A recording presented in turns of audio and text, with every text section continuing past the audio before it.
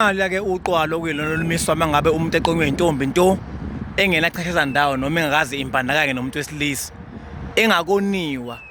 Nala uqwalo olufike lume lezi zinto lezi izinto eziphuma ezaphela phezulu kufike ligawulwe bese liyahamba liyothungwa indwangu emhlophe and leya ndwangu le sensitive leya ndwangu ngoba imithungwa ifuna ukuthungwa ubaba.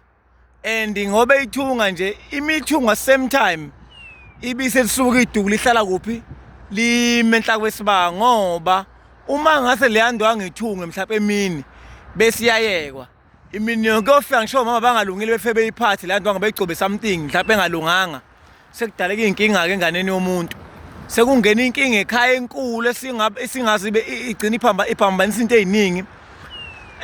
Leya nto mangabe ithungwa ngoba isizothathwa ifakwe phezulu mhlazima ukuthi iduku uzokhoza ngo7 ntambama ngoba vele ikhoza ntambama isikhathi esiningi alimiswa ayithungwe emini lingaka lithungwa ngomzuzu ukuthi vele sesizothi uma sisuka qedwa nje bese liyawoma ukuze lingathintwa abantu abarong futhi ithungwe endlini yakagogo.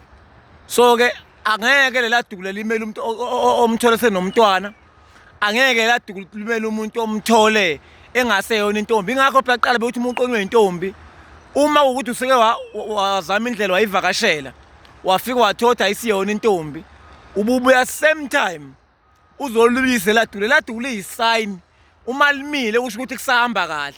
Uma ngabe sekunomonakalo usukhwelisa intombi liyawa ela duku leliyana liwiso ukuthi wena wenza icala.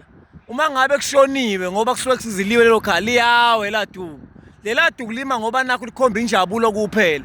Mase kunenkinga liyawa. Bengasho abantu ukuthi abalazi uqwalo. Lona qwalo lana iyona nto leyana kuyiyona esuka imama ngabe umuntu kunjani eyintombi eyitshitshi phaqa. Ngiyabonga ngethuba.